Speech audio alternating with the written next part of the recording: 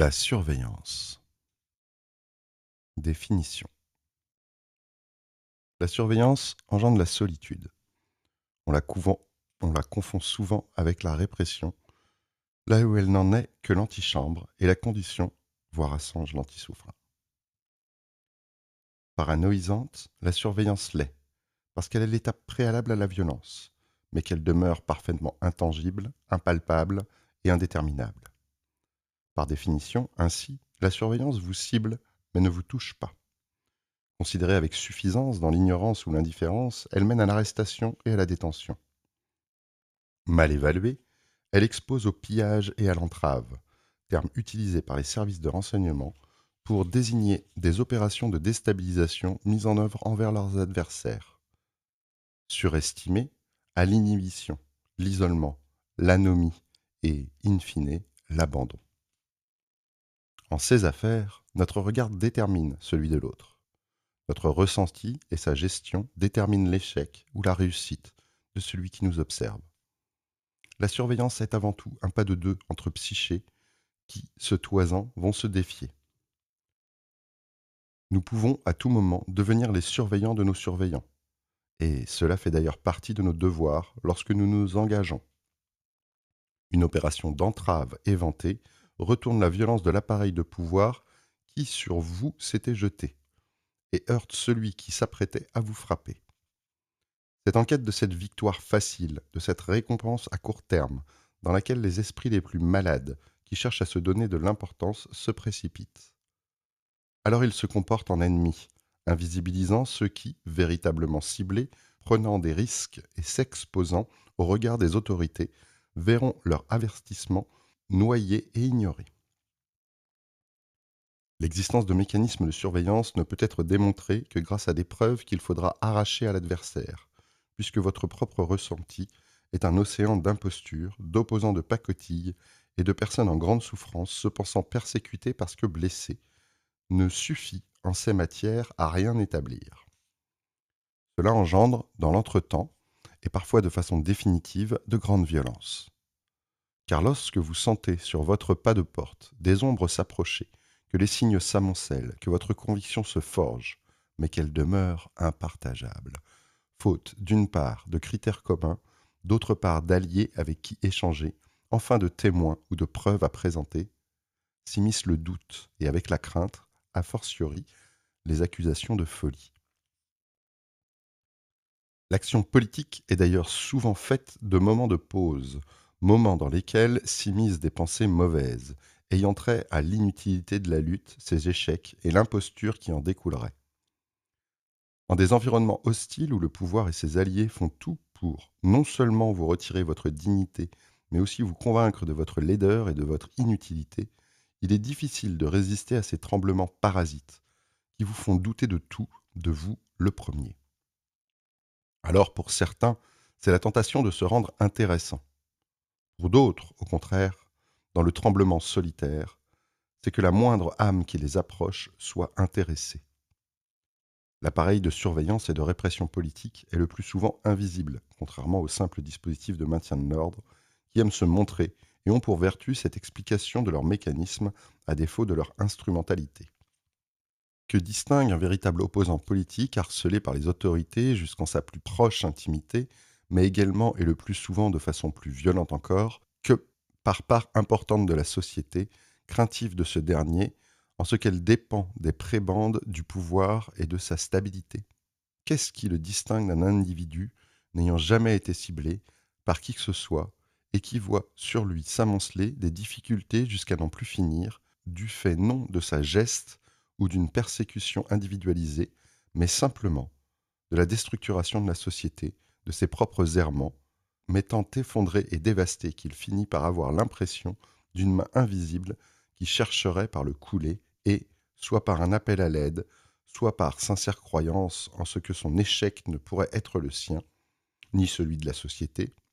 et qu'une force, liée à lui non seulement par une relation causale, mais par une intentionnalité, doit l'avoir fécondé. Rien, puisque ces deux formes sont également politiques, en ce qu'elles trouvent l'origine de leur violence en le politique. Rien,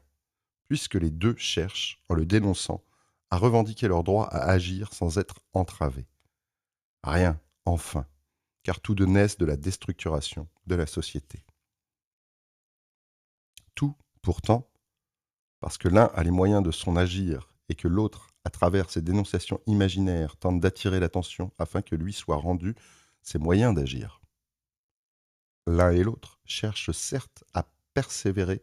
sur fond de désespérance commune, mus par le conatus, cette pulsion vitale théorisée par Baruch Spinoza qui nous lie tous.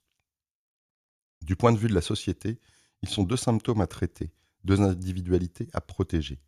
L'une en la libérant des filets de l'oppression qui l'enserre, l'autre en la soignant, en lui réattribuant de l'espace, le lien qui, manquant, l'étouffe et l'empêche, et le menace d'effondrement. Il ne faut jamais, face au paranoïaque, au malade, à l'isolé qui se croit, s'espère, se convainc d'être à de grands tout reliés, rire ou mépriser. Il n'est pas loin de nous, il ne l'a jamais été. Avec douceur, si on peut l'amener peu à peu à dégorger sa souffrance et, sans trop directement le confronter, l'orienter vers les causes profondes de l'injustice dont il ne ressent que la surface, pour le délivrer des raies dans lesquelles il s'est lui-même empêtré. Il faut le faire, parce que, une fois libéré de son emprise victimaire, le dévoilement de celle-ci et son émancipation définitive fera de lui un camarade assuré. Ne jamais prétendre contester sa vérité, l'accompagner, l'entendre, et par là même, lui rendre une part de lien, c'est-à-dire d'humanité. L'homme ou la femme, qui trop pris par ses souffrances énonce avec violence et agressivité ses sentiments, devra être contraint, certes. Il devra cependant être considéré comme la première des victimes de notre monde, et son cas étudié pour comprendre comment à cet échec nous serons arrivés. Pourquoi la surveillance amène la solitude et engendre ces deux revers si maîtrisés? Parce que bien menée, indiscernable et indécelable, mais surtout improuvable, elle laisse tout de même nécessairement des traces et est ressentie. Elle crée alors un écart entre soi et l'autre, qui ne peut être partagé par celui qui en devient la cible, prisonnier de ce percepte que lui seul peut affirmer.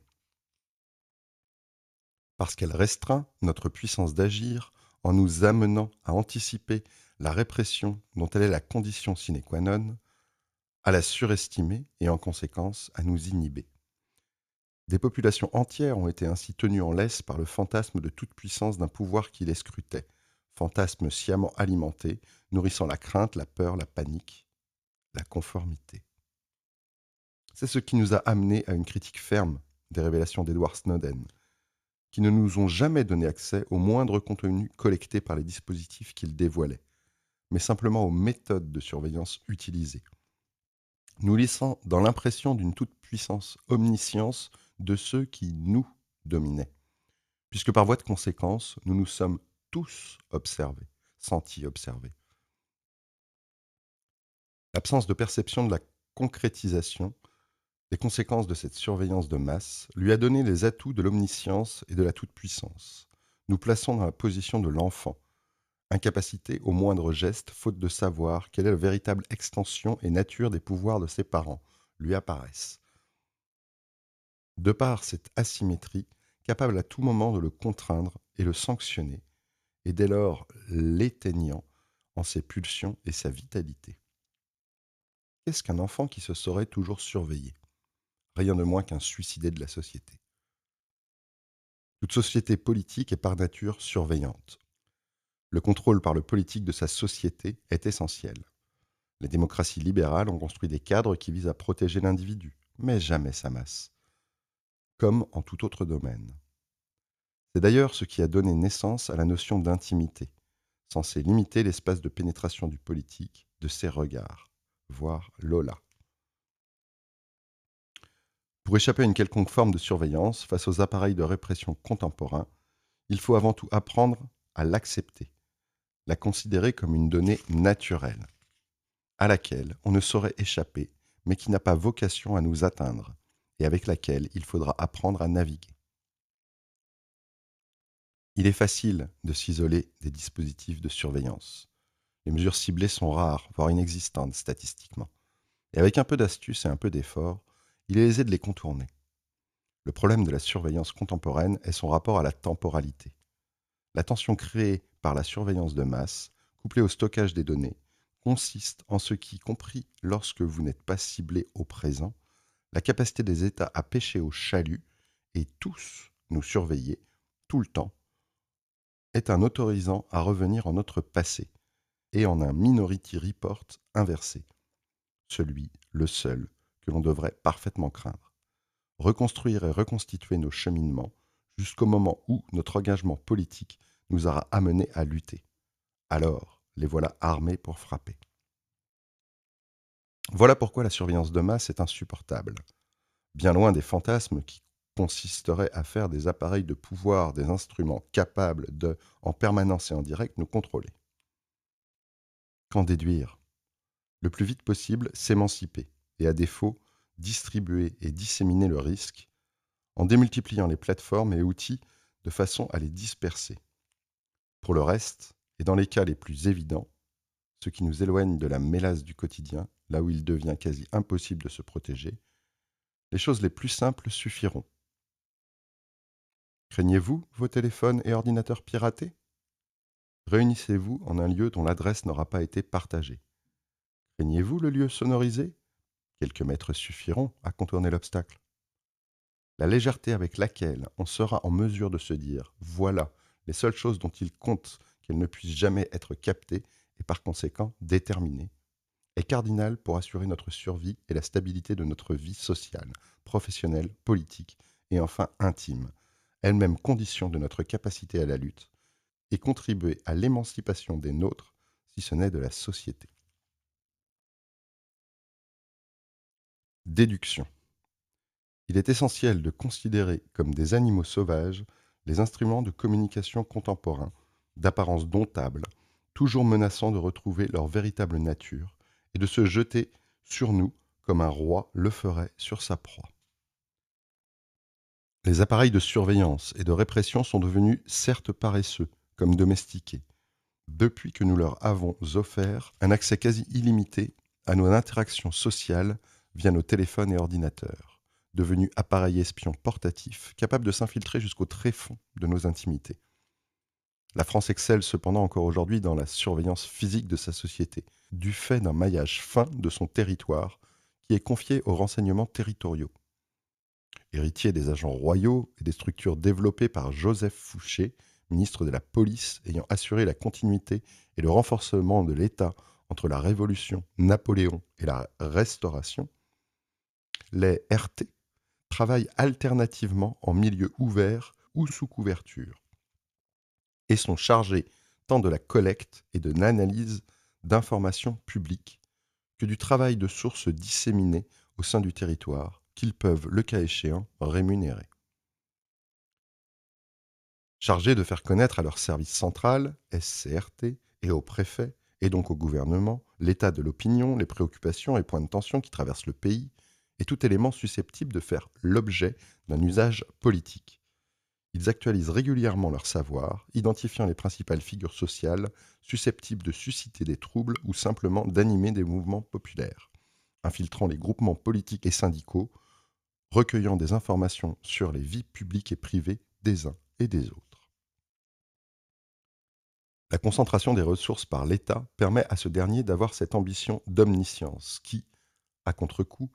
ne repose pas sur un vécu, mais sur un rapport qui lui est fait de la vie des individus, avec ce que cela peut entraîner de distorsion et, progressivement, de déconnexion. Êtres de papier, nos ennemis éloignés du peuple et de ses terres, des grouillantes pulsions et frictions que le réel engendre, ne perçoivent que le fracas répercuté et n'envisagent la violence que comme une fiction dessinée en des caractères alphabétiques. Ils sont censés rationaliser en des notes qui permettront à nos dirigeants de trancher, sans jamais, au réel, se voir confrontés. Les instruments de nos surveillants, considérés comme la plèbe des services des renseignements, loin des aristocrates de la DGSI, de la DRM ou encore de la DGSE, sont nombreux. La France étant un immense pays, contrairement à ce que les planisphères nous font accroire, et sa société s'étant structurée à travers les siècles sur des territoires divers et éparpillés, en suivant des schémas et des logiques d'une complexité rare. Ces héritiers des officiers royaux, dont nous doutons de la loyauté à l'égard des pouvoirs existants à moyen terme, au regard de la porosité croissante de leurs conditions sociales et symboliques avec le reste de la population, apparaissent à court terme comme des éléments clés du maintien de l'autorité de l'État sur le territoire, en dehors des grandes agglomérations.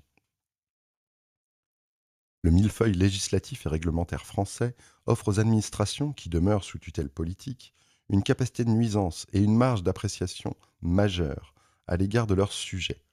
et constitue l'un des principaux instruments à disposition des renseignements pour monnayer leur accès à l'information, faire pression sur leurs cibles et agir en toute discrétion. C'est ainsi que sont particulièrement ciblés les tenanciers, que ce soit de bars, restaurants ou lieux nocturnes, qui récoltent naturellement de nombreuses informations sur l'état de la société et ont tout intérêt à coopérer avec les autorités en échange d'une certaine mansuétude quant à d'éventuelles défaillances. Ce travail de fond silencieux s'étend dans les villages les plus reculés, avec des passages réguliers, le plus souvent bonhommes et débonnaires, fondés sur une empathie réciproque et des échanges de bons procédés, en somme, le plus souvent, en bonne intelligence, avec les personnes concernées. C'est ainsi, également et évidemment, que les questions familiales et plus généralement tout ce qui a attrait à l'intimité est immédiatement mobilisé dans le cas où quel quart d'heure serait, pour le pouvoir, à calmer. Bien entendu, les réseaux sociaux sont devenus un élément clé de ces observateurs silencieux, qui se déploient dans les groupes d'intérêts locaux ou régionaux, laissant à leurs aînés, si à Paris, les mouvements nationaux. À la surveillance classique des partis, syndicats, associations, s'ajoute également leur présence en tout événement public d'importance minimale. Dans leurs notes, qui sont remontées quotidiennement aux autorités, les services de renseignement s'appuient ainsi sur des sources savamment alimentées puis agglomérées pour faire part de l'état de la rumeur, des mouvements d'opinion et des inquiétudes qui semblent émerger. Ces notes sont ensuite traitées, retraitées et vont remonter, après avoir été lues par les services préfectoraux, avec plus ou moins d'efficacité, jusqu'aux plus hauts échelons de l'État. Centralisées à Beauvau, le ministère de l'Intérieur, elles font l'objet d'un traitement politique qui peut remonter jusqu'à l'Élysée. Les ministres et leurs cabinets, instruits en conséquence, vont prendre en retour des instructions générales, diffuser des circulaires orientant l'action des préfets qui vont les interpréter pour agir d'initiative et enfin traiter des cas particuliers. Nos gouvernants se saisissent en effet régulièrement de ceci, le plus souvent dans l'optique de ressentir le plaisir du pouvoir en donnant des instructions individuelles que les préfets vont relayer aux forces de l'ordre, aux services de renseignement ou de façon plus informelle aux procureurs, dont l'indépendance est de facto inexistante, avant de les voir répercuter sur l'ensemble du territoire. Ces saisines peuvent être motu proprio, ou à la demande d'élus locaux et d'autres relais d'influence ancrés dans les territoires, qui composent des circuits d'information alternatifs permettant de pallier les déficiences de l'État et de l'administration et chargés de signaler telle ou telle difficulté, parfois simplement pour défendre leurs intérêts. On l'a vu, dans le cadre de mouvements spontanés comme celui des Gilets jaunes, qui ne s'appuyaient pas sur des structures préexistantes, le débordement des services et dès lors du gouvernement est inévitable. Les premiers, comme toute administration, ont tendance à ne voir que ce qui a déjà été vu et n'avaient envisagé l'émergence d'un mouvement qui ne s'appuierait sur aucune des forces sociales préexistantes, en particulier les syndicats, qu'ils étaient chargés de surveiller. Dépassé, notamment par l'organisation, via les réseaux sociaux du mouvement et par sa nature profondément hétéroclite puis composite, ils s'étaient également laissés déborder par leur réorganisation récente et dévastatrice, fusion des RG et de la DST au sein de la DCRI, devenue DGSI, sous les présidences de messieurs Sarkozy et Hollande. La conversion difficile aux nouvelles technologies et l'important accroissement de la corruption et des querelles de chapelle suite à leur instrumentalisation croissante par les appareils de pouvoir. Tout cela s'était ajouté, lors de la décennie 2010, au conformisme naturel et l'aversion à la prise de risque que toute bureaucratie engendre naturellement, mais aussi une difficulté croissante à sentir le peuple, alors que la désocialisation galopante et la perte de liens rendaient moins poreux et dès lors observables les sentiments politiques. Car la psyché étant inaccessible, la surveillance est affaire de liens. Il ne faut jamais l'oublier.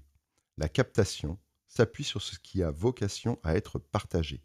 en des circuits qui seront éventuellement détournés pour permettre de nourrir la bête obscure chargée de vous traquer. Quant au pouvoir parisien, déterritorialisé par les opérations de pillage successives et des réformes qui l'ont progressivement coupé de la baronnie locale devenue impuissante, grisé par la déconnexion de la capitale et de ses composantes du reste de la population, il s'était rendu aveugle aux sensibilités devenues obscures de ses agents,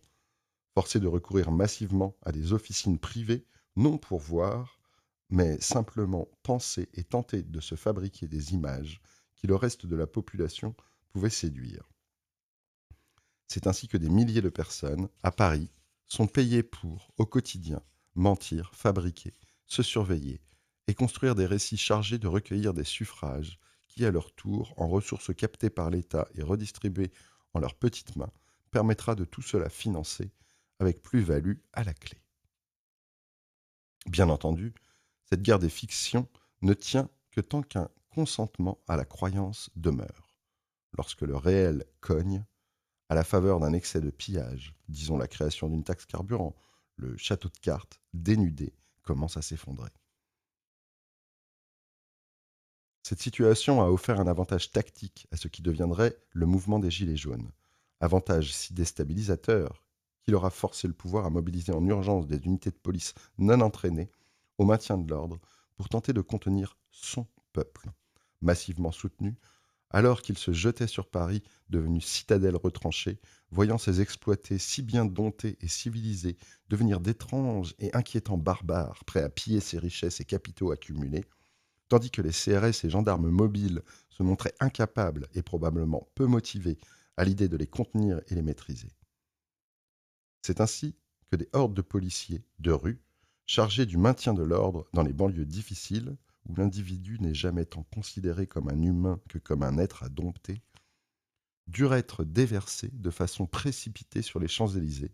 avec instruction de mater, tir de LBD, arrestation arbitraire et tabassage à la clé, sous les instructions d'un insignifiant préfet nouvellement nommé Didier Lallemand, pour imposer les violences que le précédent avait refusées. La révolution était en jachère, mais n'était pas préparée, et le mouvement fut non pas tant écrasé que mutilé, dispersé par la multiplication d'agressions qui tombaient aléatoires, imprévisibles et parfaitement arbitraires, permettant au pouvoir de gagner du temps et ainsi réactualiser sa connaissance de l'état des forces sociales du pays, d'intimider ceux qu'il percevait comme meneurs ou figures menaçant son autorité, se renforçant en reprenant cet avantage tactique qu'il avait perdu. Plus de 10 000 arrestations parfaitement arbitraires intervinrent, tandis que des milliers de citoyens furent blessés, quelques-uns à l'infinie marge, en mourant par excès de force de l'ordre dépassée. Le mouvement, dès lors qu'il n'avait pas réussi à provoquer un renversement à temps, s'est laissé aux autorités, malgré ces importantes avancées, non seulement le temps de l'infiltrer et de le pourrir, mais aussi d'en identifier les figures, dynamiques et modes de fonctionnement pour mieux les renverser, lui laissant un avantage pour l'avenir qu'il aura su parfaitement utiliser. C'est ainsi que les services de renseignement ont depuis massivement renforcé leur présence sur les groupes qui avaient donné naissance à ces mobilisations, eux-mêmes héritiers déjà pour beaucoup de mouvements passés, et n'hésitent depuis pas à frapper préventivement, provoquant des arrestations et des procédures aussi abusives que celle qui a touché Valérie Minet, gilet jaune de Saint-Omer, placé en garde à vue et traîné en justice pour avoir publié sur Facebook un message indiquant que l'ordure allait nous parler le lendemain aux 13 heures, suite à l'annonce d'une allocution d'Emmanuel Macron. Il fut alors rassurant de découvrir que même les gendarmes et policiers n'avaient besoin de se voir expliquer que la référence à une ordure ne pouvait que renvoyer au président de la République, dont ils tirent autorité. Beaucoup commirent l'erreur de voir en cette affaire le symptôme d'un pouvoir en dérive, exprimant son obsession narcissique et partant sa vulnérabilité. Valérie Minet fut certes sauvée par la vague d'indignation que cette arrestation et ses poursuites outrancières suscitèrent. Mais ses défenseurs manquèrent d'identifier la véritable raison de sa persécution. C'est bien en tant que militante identifiée depuis les Gilets jaunes, et non en tant que simple citoyenne, que Madame Minet avait été ciblée, en l'occurrence par le sous-préfet de Saint-Omer, afin de l'intimider à la veille de la réémergence d'un nouveau mouvement social. La crainte à nourrir n'était en conséquence pas tant que tous puissent du jour au lendemain se voir privés de leur liberté du fait de leur usage de leur liberté d'expression, mais bien que l'État, ressurgissant à la veille d'une contestation massive qu'il saurait cette fois parfaitement matée, celle ayant trait au vol d'une part de nos retraites unilatéralement décidée par Emmanuel Macron, se montrait capable cette fois d'identifier quiconque se plaçait en position de les défier. Ces opérations préventives ont lieu au quotidien et ne bénéficient pas toutes de la publicité de celle qui permit à Valérie Minet de se faire connaître et de bénéficier d'une vague de solidarité pour se protéger, car elles savent en général mieux masquer leur nature. Fruit de la surveillance précédemment décrite, s'appuyant sur des infractions imaginaires comme prétexte pour rappeler que le monstre froid est là et bien là, elles sont cardinales dans le maintien de l'ordre à bas bruit. Le harcèlement des têtes de pont et la déstructuration des réseaux citoyens plus ou moins organisés maillant le territoire, éteints provisoirement lors des Gilets jaunes, mais menaçant à tout instant de se réveiller. Ayant pour fonction de décourager non seulement la personne visée, mais aussi celle susceptible de l'entourer et de l'accompagner, ces opérations sont par ailleurs peu coûteuses et parfaitement efficaces. Car les services de renseignement savent une chose: il est rare qu'un militant ou une figure sociale se mobilise ponctuellement, et n'est en lui quelque chose qui révèle, sinon de l'essence, du moins du rapport structurel aux politiques. La lutte est une accoutumance, le plus souvent addictive, l'engagement dans un combat amenant à la découverte d'injustices qui vont accroître le sentiment qui nous a initialement mus, entraînant des engrenages difficiles à contrôler pour des systèmes despotiques et violents. La corruption, l'intimidation, la dévastation sont en conséquence autant d'outils naturels pour éviter que les individus installent leur engagement dans le temps. Comme pour la surveillance, ces opérations présentent, certes, en cas d'échec, un risque de radicalisation et donc en conséquence de potentielle subversion. C'est là la nature du pouvoir, que de se tenir en équilibre entre ces contraintes, le pari étant qu'un être radicalisé apparaîtra d'autant plus facile à écraser qu'il se sera, par son émancipation, isolé du reste d'une société maintenue dans son aveuglement, et dès lors son adhésion au monde tel qu'il est. Il est vrai que parfois, ce sont les gorges des puissants qui finissent par être coupées, ce qui devrait les inciter à plus de précaution dans leur usage de la surveillance et de la répression. Il est également vrai qu'une fois dégorgés et en conséquence bannis symboliquement de la société que jusqu'alors ils dominaient, plus personne ne se projette en eux et ne tremble de la mémoire de leur sacrifice. En d'autres termes, leur cadavre ne nous est d'aucune utilité, ce qui explique la nécessité ressentie par toute révolution de mettre en scène sa propre répression, afin d'envoyer un signal tant aux siens qu'à ses adversaires qui permettra,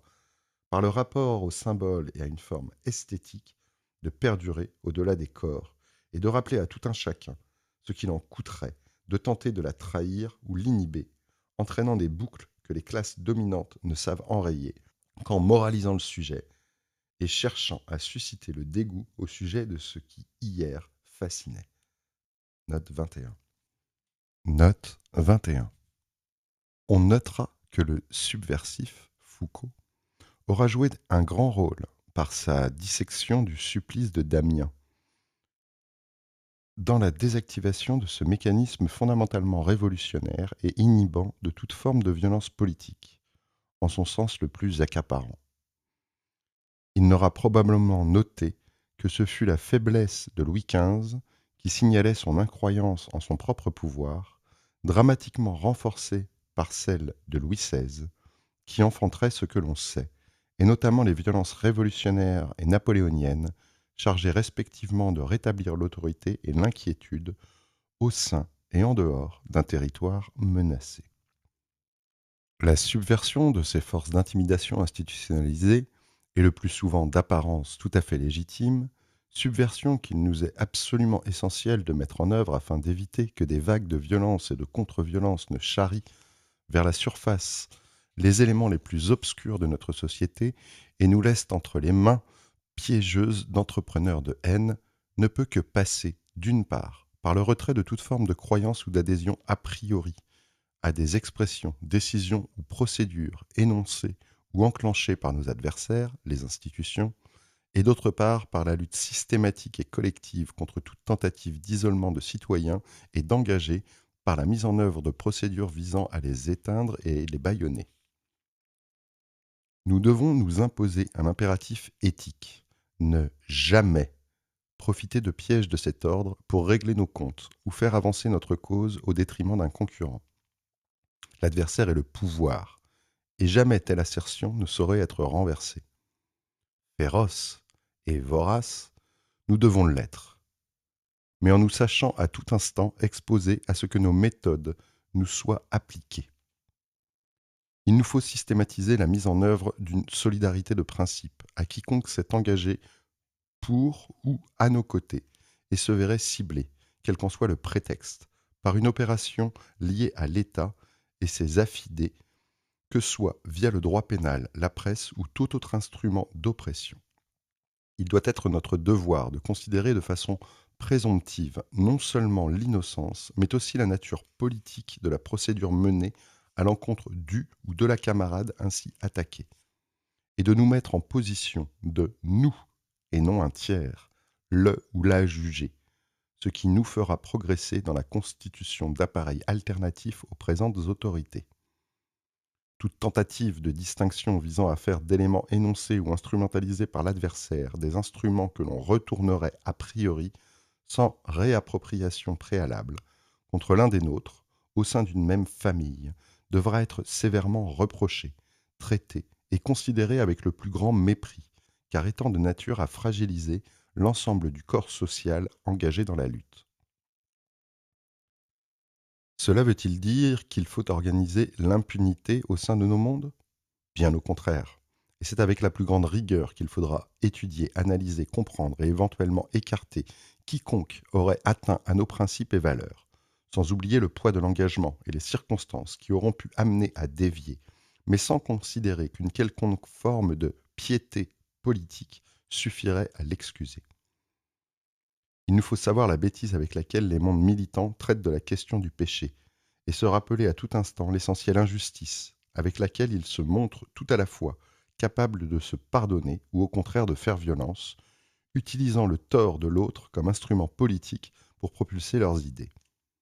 Toute naïveté à cet égard serait faute, d'où s'en déduit un principe simple. C'est au corps social, et non aux engagés, de considérer, en s'appuyant sur une structure textuelle préconsensuée, qui et comment devraient payer du fait d'un errement qu'il aurait commis à l'égard du dit corps social, et non à ses alliés, adversaires ou concurrents, qui n'en pourront, par essence, que détourner leur pouvoir afin de heurter ou protéger. La création d'un double cadre aux responsabilités et immunités croisées apparaît en conséquence essentielle.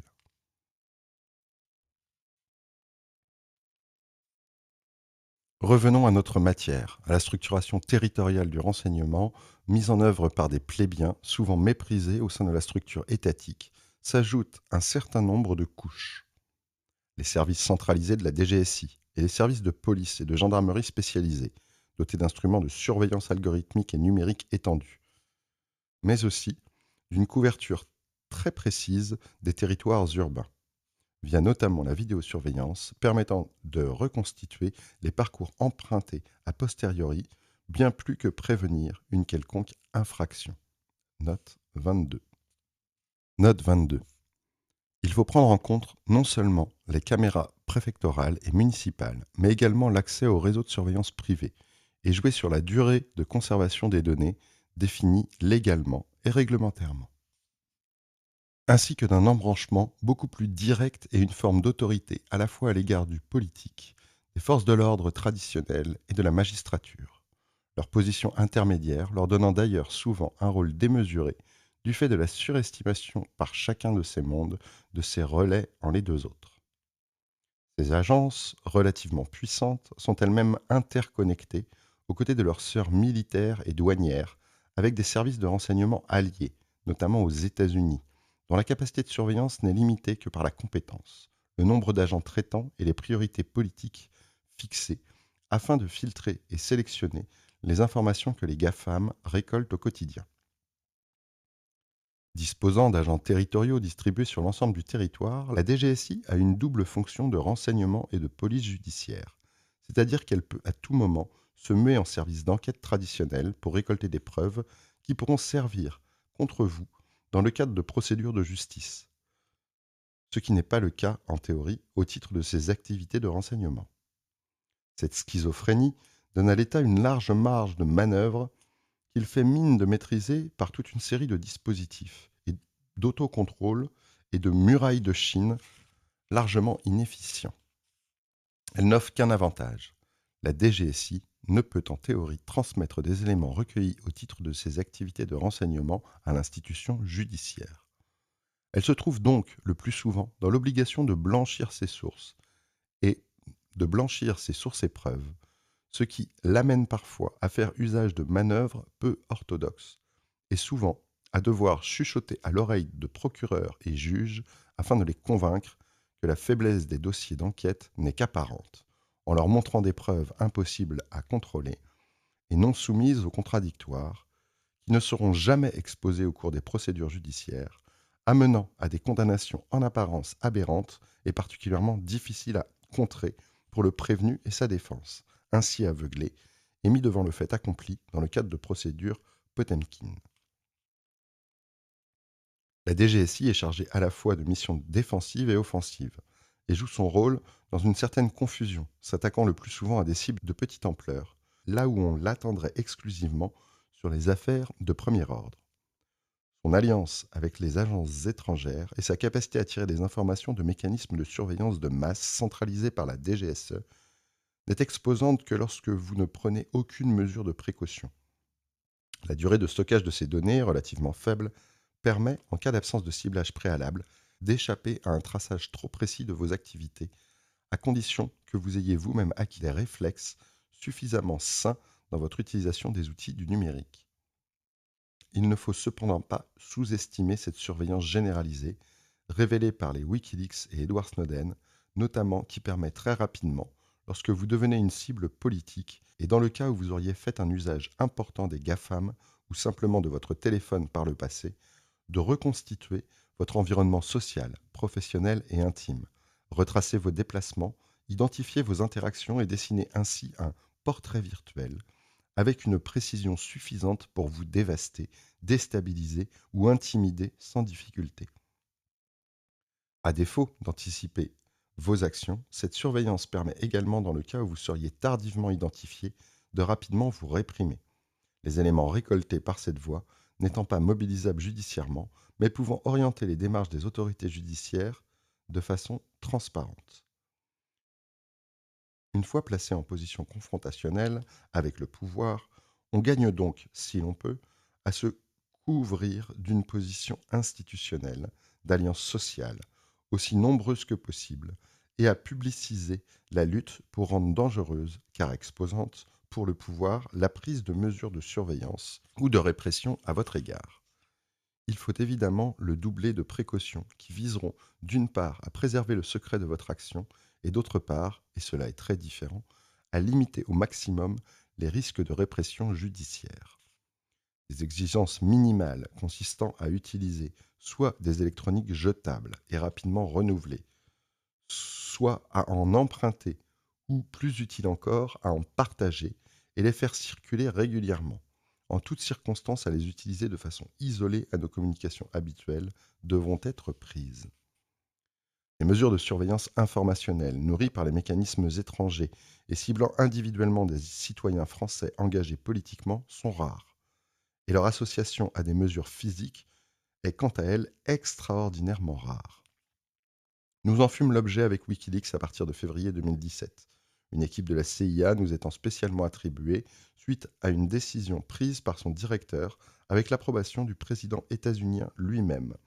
comme cela fut dévoilé grâce à un lanceur d'alerte par un consortium de médias internationaux, puis par Mike Pompeo, en une série d'allocutions publiques nous plaçant au même niveau qu'Al-Qaïda. Les mesures envisagées, allant jusqu'au kidnapping et à l'assassinat contre des individus n'ayant jamais fait l'usage d'une quelconque forme de violence, appartiennent à l'ordre de l'exceptionnel et au champ de l'histoire. En cas d'action purement clandestine, il vous faudra vous armer de méthodes et d'intelligence qui pourront être directement nourries d'une étude détaillée des méthodes de surveillance exposées par Edward Snowden. Les applications de sécurisation, Signal, Tor, Tails, VPN artisanaux,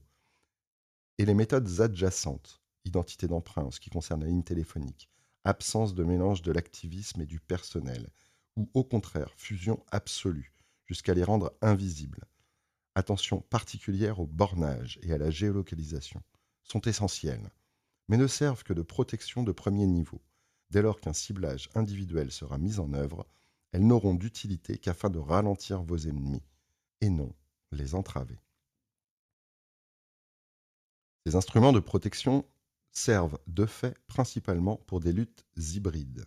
lorsque vous devez maintenir une forme d'interface avec l'espace public ou des tiers non engagés.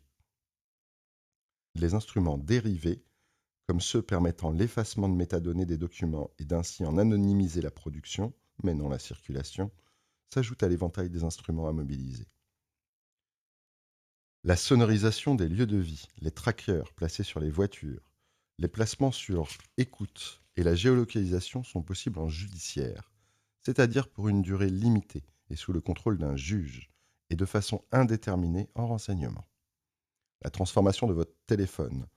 en un appareil d'écoute universel, capable de vous tracer au quotidien, est quant à elle devenue monnaie courante, mais seulement pour le renseignement extérieur et militaire.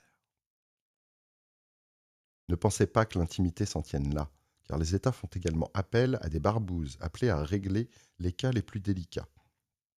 Ceux-ci présentent une menace principalement pour les figures les plus visibles, les têtes de pont des révolutions, exposées à la myriade d'agences de renseignement privées qui, couplées à des anciens services de renseignement, pirates, communicants, fonctionnaires, journalistes et magistrats corrompus,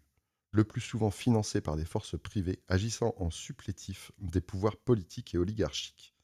auront pour fonction de détruire la réputation, isoler ou au contraire favoriser tel ou tel individu en suivant les intérêts de leurs financiers. Il ne faut pas sous-estimer leur puissance. Et il existe aujourd'hui en France des instruments extraordinairement puissants qui, comme Avisa, Axis ou ADIT, proposent un traitement complet de la fabrication et de l'édition de pages Wikipédia, à la publication d'articles dans les médias les plus puissants, en passant par l'organisation d'événements et d'autres opérations plus délicates, cambriolage, piratage, compromat, que les services de renseignement aiment déguiser sous le terme d'entrave pour manipuler les espaces informationnels, judiciaires, politiques et in fine économiques, en façonnant la perception du réel par les citoyens qui s'en déduira. Ces structures qui travaillent dans l'ombre de puissantes agences de communication, Havas, Publicis, Image7, etc.,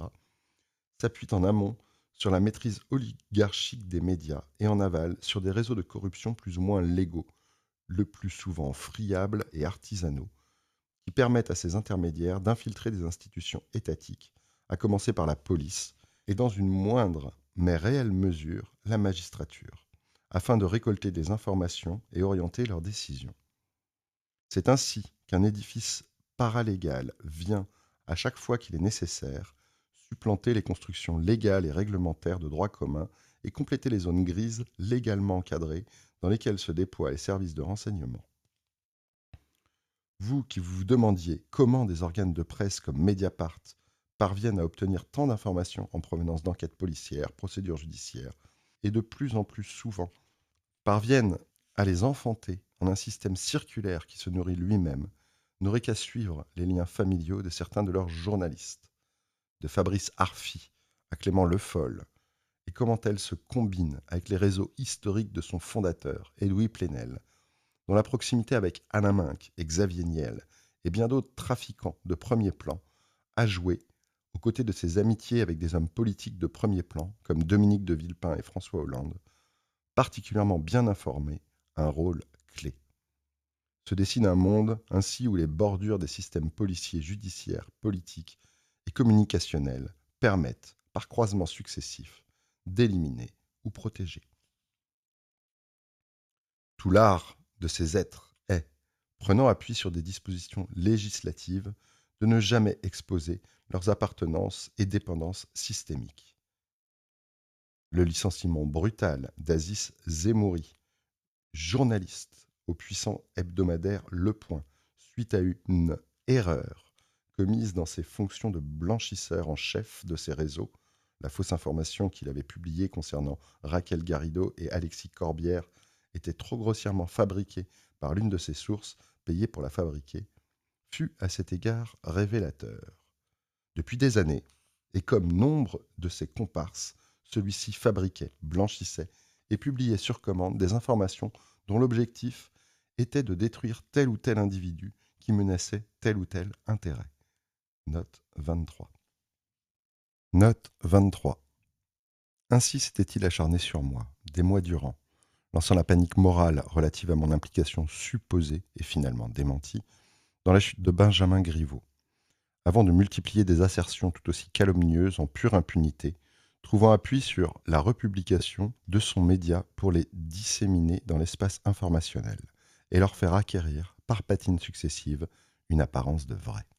Son exfiltration silencieuse, sans conséquence, permettait de protéger tous ceux qui l'avaient rémunéré, payé et informé.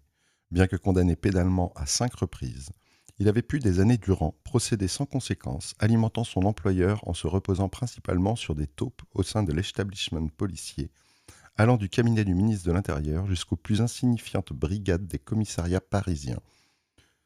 nourrissant sa geste en se montrant en amitié avec des organes syndicaux avariés, courtisant un certain nombre de magistrats et de procureurs avinés, leur offrant des rémunérations symboliques et s'appuyant, enfin, lorsque cela lui apparaissait nécessaire, sur un certain nombre de loges où tout ce beau monde est amené à se rencontrer sous couvert de spiritualité. Je découvrirai, au cours d'une instruction judiciaire, qu'il n'avait pas hésité à faire publier sous sa signature, tel quel, un article pré-rédigé par l'un de ses commanditaires, pratique que je découvrirai commune en une profession prostituée par sa précarisation et sa soumission. Les portraits laudateurs proposés contre rémunération par son employeur Le Point paraissaient peu de choses au regard du fonctionnement lunaire et mafieux dans lequel M. Zemouri, aux côtés de tant d'autres, s'inscrivait. L'alimentation des réseaux qui enfantent la rumeur et éventuellement les procédures apparaît comme l'un des principaux vecteurs d'influence au sein des grandes agglomérations et des lieux de concentration du pouvoir. Cette méthode, qui a pour objectif de maintenir un contrôle sur l'espace public, la visibilité et en conséquence l'accès au pouvoir et à ses ressources via des voies légales, vient compléter les instruments jusqu'ici décrits qui, quant à eux, ont pour fonction officielle de réguler et contrôler les voies de contestation et d'accès au pouvoir para et illégal. Leur complémentarité est évidente, permettant de construire des étaux qui à leur tour forcent à l'adoption de chemins balisés, ce qui aux politiques se vouerait. Ces systèmes n'ont évidemment pas vocation à être utilisés pour contrôler les puissants, leurs errements étant considérés non comme des infractions à réprimer, mais comme de précieux instruments afin de les influencer, les orienter et, in fine, les soumettre. La brigade mondaine, chargée de recenser les clients des clubs libertins et des lieux de luxure qui habitent notamment les Champs-Élysées, où l'exploitation de femmes vulnérables est érigée en règle, sert bien plus de police politique que d'instrument d'application de la loi. Ces quelques opérateurs se montrant plus préoccupés de récolter les informations qui seront transmises aux autorités via la préfecture que de démanteler des réseaux mafieux avec lesquels, dans les beaux quartiers, convivent nos dominants sans difficulté. Il en va de même en ce qui concerne les brigades des stupes et les DPJ, instruments providentiels pour récolter des éléments sur les addictions, troubles de l'intime, violences conjugales et déviances sexuelles de nos puissants, chargés par la suite, soit sur instruction du ministère de l'Intérieur et de la préfecture de police de Paris, lorsque l'affaire n'est pas encore remontée, soit via une orientation fine des poursuites par le parquet et sa maîtrise du rôle, de réprimer, de suspendre ou d'enfuir, comme le démontra encore récemment l'affaire Laurent Bigorgne,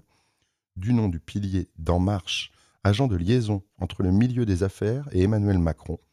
tombé pour avoir espéré adoucir, drogue à la clé et sans consentement, sa belle-sœur, par ailleurs l'une de ses employées. Tout un dispositif policier, judiciaire puis médiatique se mit en branle pour le protéger et l'exfiltrer de l'Institut Montaigne, sans dommage ni pour lui, ni pour ceux qui l'avaient accompagné. Il ne faut ainsi croire que l'impunité soit le symptôme de la dépravation de ces espaces. Celle-ci, existante étant seulement le fruit et non la mère de la corruption généralisée qui règne à Paris, et de l'incapacité dérivée de trouver sens et bonheur aux vies qui y sont menées. L'impunité est avant tout mobilisée comme un instrument politique permettant de frapper ou de retenir, d'intimider et en conséquence d'orienter les corps et les esprits, ainsi que les ressources qu'in fine il charrie selon les intérêts et priorités des pouvoirs qui ont la main sur ces instruments. Des moins que rien particulièrement ambitieux et cherchant influence et monnaie servent de petites mains à des réseaux que la discrétion et la délicatesse obligent à tenir à une distance relative afin d'y capter une vidéo intime, la faire passer en message, encore là-bas apporter quelques billets, ciblant tel fonctionnaire afin de le calmer, tel journaliste afin de le corrompre, tel politicien afin de l'intimider. S'y ajoutent les mécanismes institutionnels classiques de promotion, sanction, mutation, qui touchent à ces espaces afin d'assurer à l'édifice sa cohérence d'ensemble. Ne croyez pas là que ce que je vous raconte appartienne à l'ordre du fantasme ou même de l'ouï-dire. C'est bien après avoir traversé ces mondes, non seulement de l'intérieur, mais ensuite en tant qu'avocat, ayant accès aux informations réservées sur certaines des affaires les plus brûlantes de ce monde avarié, que j'ai compris la façon dont l'information et le pouvoir se généraient. Du Point au Figaro, publiant sur commande aux avocats acceptant de trahir qui ils défendaient, en passant par des policiers vendant pour quelques milliers d'euros titres de séjour, consultation du TAJ ou orientation subtile d'actes d'enquête que l'on saura, le cas échéant, faire annuler, en passant par le ciblage de magistrats avides de promotion ou simplement de revenus qui permettront d'agrémenter leur quotidien, politiciens en quête de visibilité et hauts fonctionnaires espérant pantoufler, tout un peuple asservi assure ainsi la continuité des pouvoirs qui composent le petit Paris et infiltre en vous de troubles nausées. Choisir de faire confiance à ces mondes, aux propositions électives qui en sont tirées, malgré tout ce qui vient de vous être conté, reviendrait à adopter la position du conjoint 1000 fois trompé, qui, attendant le soir venu avec anxiété l'explication de l'énième retard de l'être aimé, espérait encore en lui ou en elle amour, considération, vérité. Il est évident en conséquence que la condition de notre réussite, puisqu'elle est la raison de notre lutte, consiste non seulement à s'en tenir à la stricte vérité, mais, plutôt que chercher l'absence de faute, de tenir en mépris toute instrumentalisation de celle-ci à des fins politiques, faute de quoi serons-nous nécessairement ces stratagèmes particulièrement indignes et enlaidissants, et suggérer de suivre la ligne exposée dans 13 pillards, dévoiler, dénoncer, indigner, pour enfin rappeler l'inanité de ses sentiments et l'absence d'importance de tout ce qui vient d'être énoncé, afin de renvoyer aux questions de structure dont l'analyse seule permet de sauver, remettant fondamentalement en question tout principe de représentativité, principe qui naturellement amène à des formes de détermination du politique propre à la morale et au privé, puisque portant non sur les décisions et choix à faire, mais sur les personnes censées les trancher, les effectuer et, partant, nous incarner. Processus nous faisant, par l'affect et les mécanismes d'identification mimétique qui peuplent toute projection en un tiers, tomber dans le piège de ceux qui nous veulent soumis et gouvernés. N'oubliez jamais que l'instrumentalisation du bien est la façon la plus efficace et la meilleure d'offrir un privilège au pouvoir. Note 24. Note 24. Qui ne s'en défera que par excès de confiance ou faiblesse. Et que, du détournement récent des luttes contre les violences sexuelles en Occident à celle contre la corruption en Chine, cette donnée est universelle. Tout régime lâche cherche à fonder son oppression sur des fondements non seulement légitimes, mais a priori incontestables, et à en faire ses instruments. Cela veut-il dire qu'il faille permettre et autoriser viols et corruption? Plutôt l'inverse. La réappropriation des instruments de répression devra s'accompagner de la correction permanente des distorsions qui ne cessent d'enfanter des appareils de propagande financés pour nous manipuler, et exigera de frapper, et frapper lourdement, quiconque tenterait d'en jouer pour s'exonérer, mais également de nous refuser à toute détermination qui serait fondée sur des informations trouvées dans l'espace public et produites par des appareils de pouvoir au sujet de tel ou tel être qui nous apparaîtrait ou nous serait soudain présenté comme plus ou moins avarié, sans au préalable s'être assuré de sa réalité, a fortiori sur des procédures, titres et dispositifs par ce système généré. Transparence pour le pouvoir, secret pour la citoyenneté, rejet de la croyance et de la représentativité, autonomisation des systèmes décisionnels, de reconnaissance et de production symbolique doivent être à l'origine de la façon de nos pensées, mais aussi de toute lutte que l'on voudra enfanter. Nulle information autre que la nôtre, tirée d'une confrontation directe au réel par ceux que nous considérons comme nôtres et nos extensions, ne devra être considérée. Cela exige le déploiement d'instruments publics et démocratiques de production de l'information, mais également de formation et de transmission de la mémoire des engagés, enfin d'instruments et de répression qui s'en nourriront. Gardons à l'esprit une dernière difficulté qui nous préserve de toute infantile naïveté. En un monde où nous ne sommes pas seuls, il faudra se protéger des usages qui pourront être faits de notre transparence par nos adversaires étrangers, qui, eux, continueront d'agir comme le faisaient nos aînés. Le premier enjeu est de sécuriser ces données et de les extraire de l'emprise des GAFAM, Google, Facebook, Amazon, Microsoft, etc. Toute interaction passant par un réseau social contemporain est non seulement surveillée en direct, mais enregistrée et mobilisable des années plus tard. Les appels téléphoniques, les SMS, les conversations simples sur Telegram, Messenger, Snapchat ou Instagram, mais aussi les courriels, ne sont pas nativement chiffrés et sont lisibles en clair par n'importe quelle structure de pouvoir dotée de capacités d'interception minimales. Des petits fournisseurs d'accès associatifs comme RISEUP, RISEUP, ou Systemly, SYSTEMLI, proposent des solutions gratuites et pratiques pour avoir accès à des boîtes mail chiffrées dont les données ne sont pas collectées ni transmises aux autorités. Pine64, PINE 64, fabrique associativement des ordinateurs portables à infrastructure ARM, structure beaucoup moins utilisée que les processeurs Intel qui comptent des failles principielles irrésolues à ce stade. Ce sont des distributions Linux immédiatement utilisables pour quiconque travaille habituellement sous Microsoft ou Mac, ainsi que des téléphones, moins performants que la moyenne, sous Linux,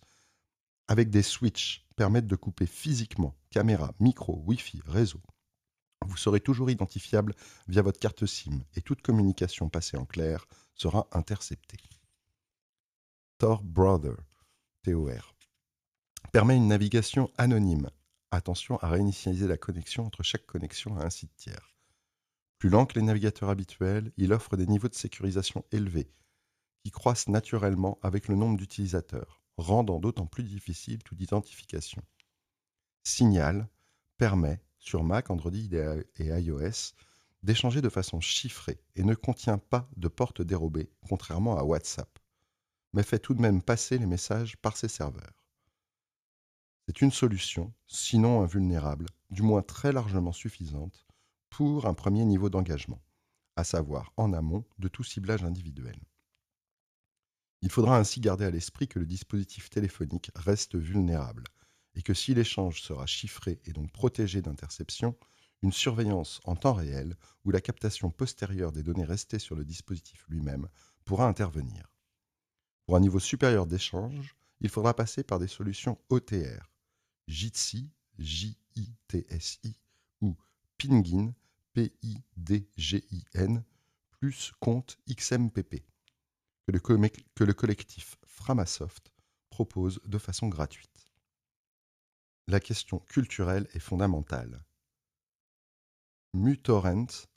ou MicroTorrent et BitTorrent vous permettent de télécharger et de partager des œuvres cinématographiques et musicales, mais aussi tout type de fichiers, privilégiés pour le faire de façon sécurisée OnionShare, qui utilise la structure de Tor. Des sites communautaires comme le brillant YGG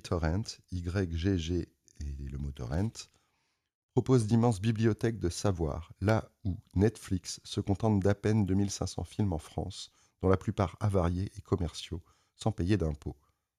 Sur la légitimité politique, économique, juridique et révolutionnaire de ces pratiques communautaires, voir les études et ouvrages publiés à ce sujet, des ouvrages de Lawrence Lessig à ceux de Philippe Aigrin,